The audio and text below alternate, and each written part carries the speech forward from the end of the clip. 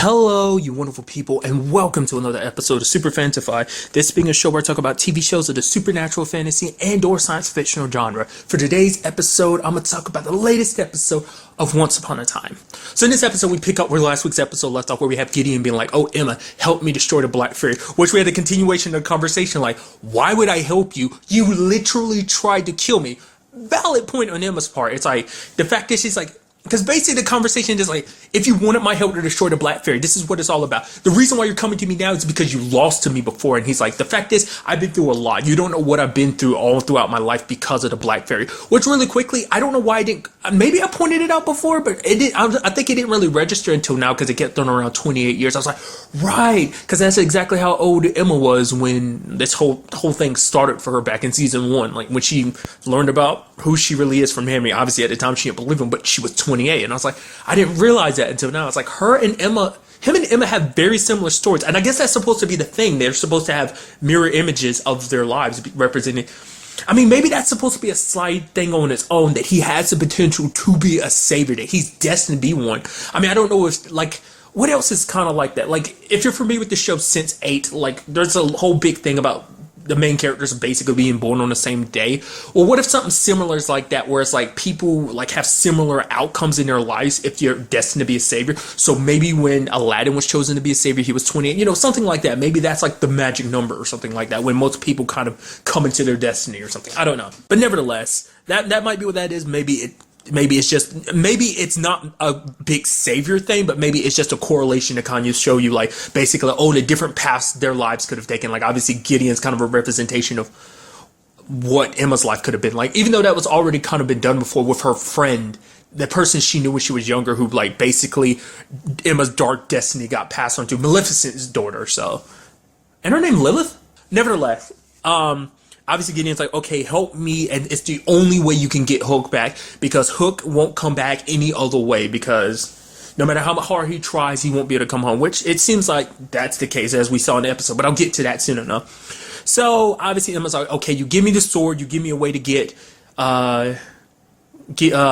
Hook back home, fine, I'll help you, which he does, and she decides to help him, and they're getting ready to do it, and the giant spider attacks him, which is very interesting too, because that correlates with, I was like, oh, that's kind of interesting. Like, at first he said, like, oh, this is a message from the Black Fairy. I'm like, oh, she's using a monster. And then I'm like, right, giant spider, because it correlates to the book that Belle gave him, like, that he read and liked when he was younger, because we saw the correlation, and because actually it was something he had brought up in the past, that like in a couple was an episode, like a little while back, he had brought this up as like a backstory thing. We just kind of got to see some of it. It's basically when a friend of his was taken away by the Black Fairy and he was too scared to act. Like, basically we saw that story playing out, and then basically like the story that he read so much, so it's like, oh, so that makes sense, so that's the message. But then we had the immediate turnaround where it's like, oh, actually I was lying to you the entire time. Actually, I'm the one who summoned the spider. All it was for the purposes of coming after you, because the fact of the matter is that I know I can't beat you on my own. That's been shown, so I had to give myself an upper hand. And he almost succeeds in killing Emma, but lo and behold, who comes to save him? Rumpelstiltskin. Was not expecting that. Especially after all the times him and Emma have been at odds, but more so than anything, it's also for the sake, well, because at the time he didn't know it, but he found out afterwards, like, Emma, you know, like, Gideon was going to kill Emma. He almost successfully did it if it wasn't for Rumpel saving her, so. But I guess in a way you can also look at it as almost him saving Gideon again, because it's like by preventing him from killing Emma. Because the thing is that kept running through my mind the entire episode. I'm like, how can he talk about like how bad the Black Fairy is? You're literally using the same tactics that she does. That basically all this hurting people is hard. Like, I mean, it's actually something she says in the episode too. It's like, there's more than hurting a person than just physically hurting them. There's multiple ways of hurting them, and in one case it's breaking a person's heart, and it's like doing what he did to Hook. And I was like, how do you not see the parallels that you're hurting people to get the ends to your the means to your ends? Like, you're trying to destroy the Black Fairy, but it's like by doing it you're just gonna end up becoming like her. I'm like, all you have to do is accept Emma's help. She is literally telling you she's gonna help you. And then start thinking, I was like, whoa. Before all that came out though, I start thinking, what if this was not the truth? What if he's actually been sent here by the Black Fairy to kill her? Basically he's been working her, because obviously this hadn't gotten to the end of the flashback at that point. So I was like, Okay, so what's going on? It's like the twist is going to be the fact is the Black Fairy sent him there to kill her, and the fact is because he's with her the entire time. Because I was like, oh, in the flashback, he probably ends up betraying his friend at the last minute or something like that. I got close, but at the same time, very wrong. It's not that the Black Fairy like sent him and he's like, oh, I do whatever you want, mother. Which I'll kind of get to that conversation in a little bit. But it's because she took his heart. I was like, oh, Gideon. Gideon continues to be a victim. All of this is the Black Fairy's doing. She took his heart and forced him to do this because the only way for her to enter this world, because she has like a prison, and basically this prison, this sealed off world is something she can only get away from momentarily, enough to steal children. But after that, it eventually like snaps her back. But I was like, dude, that just makes this whole situation even more tragic. Because you have Emma being like, nope, your son, he's evil. There's no saving him. And now it's leading to literally a divide. Well, for one, it's just like, it's sad to hear Emma be so like, oh, you're not worth saving. It's like, really? After everything that Regina's done? Like, and Regina will say it more often than anyone else. It's like, I mean, it's understandable. It's like Gideon's not only tried to kill you once, he's tried to kill you twice now. You've literally had visions of him killing you. So it's like, it's understandable why you'd be on the defensive and everything. It's like, yeah, you realize like the Black Fairy did some damage to him, but it's still a situation where, you know, she's like, he has to take responsibility for his actions. And so, but like as a savior, it's interesting that she'd be so willing to kind of give up on someone. It's like, I think there's very few villains in this show that you can honestly say like, yep, they're beyond forgiveness just with the way they do it. Peter Pan may be one. I'll kind of bringing him up. Like I meant to do that on purpose. Probably Cruella de Vil. Hades might be the only ones I can really think of. There's another one. Well, I'll go ahead and say it. Isaac, the author from what was that back in was that season 4? Yeah, I think that's what that might be. I think that was like the second half to season 4. Which obviously, once again, bringing him up for a particular reason, but I'll get to it really quick, soon enough. But the fact is, this leads to a divide between, this is kind of tearing the Charming family apart in a sense, because it's like, it's dividing them, because it's like, technically, they're all family, you know, because that's still Henry's grandfather, and technically Belle being his kind of grandma, which I love that conversation. When was that conversation? He'd always call her grandma. She's like, just call me Belle. You don't have to call me grandma. Being so young and being called a grandma. I loved it.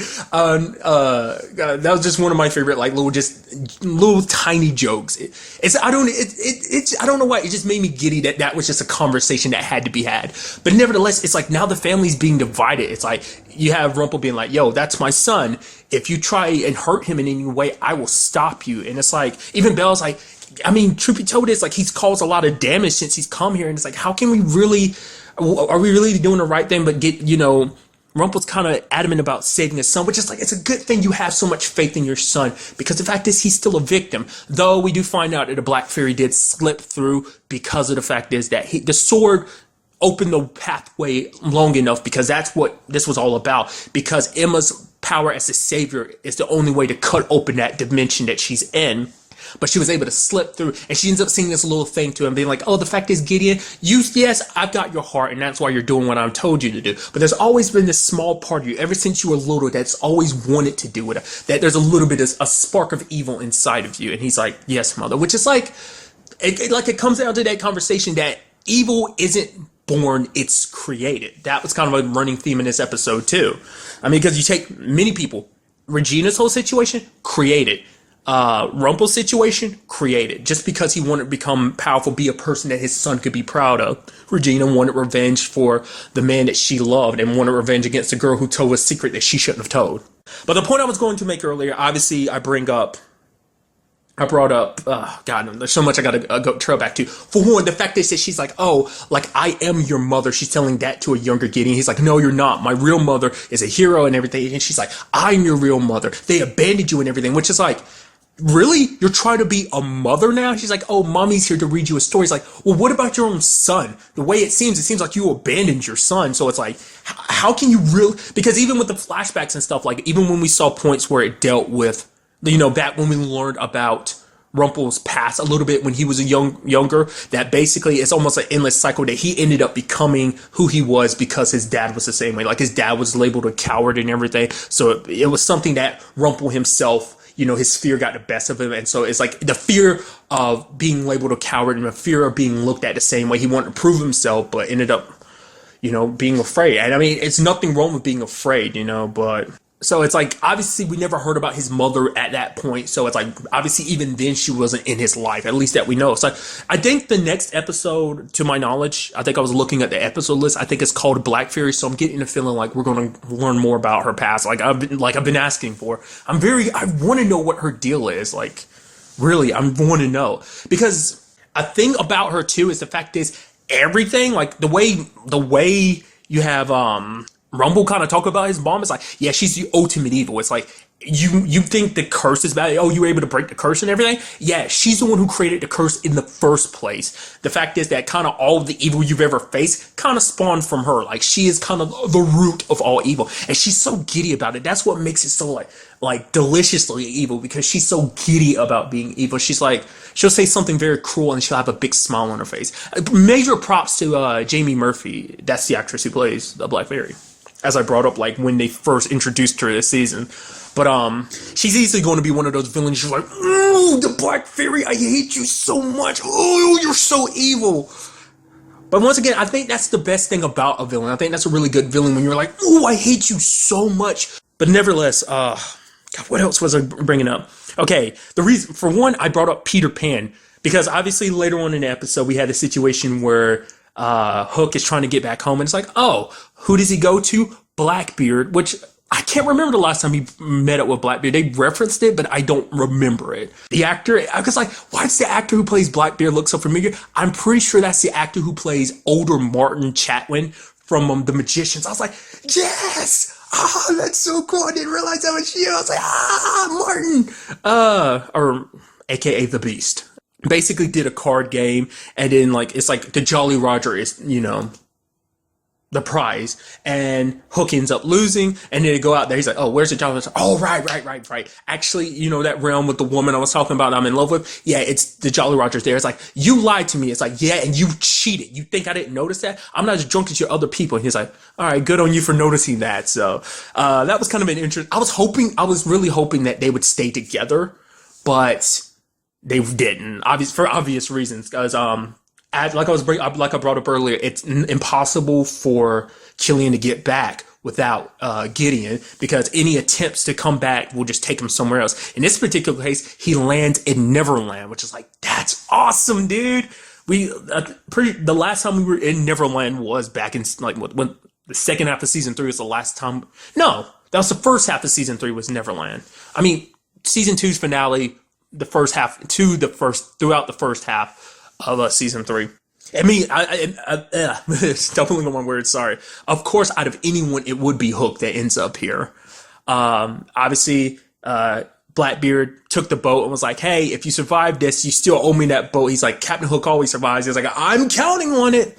And then also, because I was wondering, I was like, okay, it's like out of any place in the way Hook is, I was like, is this? And it's like, yeah, Neverland, which apparently the place has changed because of Peter Pan. If you don't remember, because I was like, oh, does this mean we're going to get Peter? I was like, no, he's not here. I forgot he's in the underworld. To me, this seems like it might present the opportunity to bring Peter back.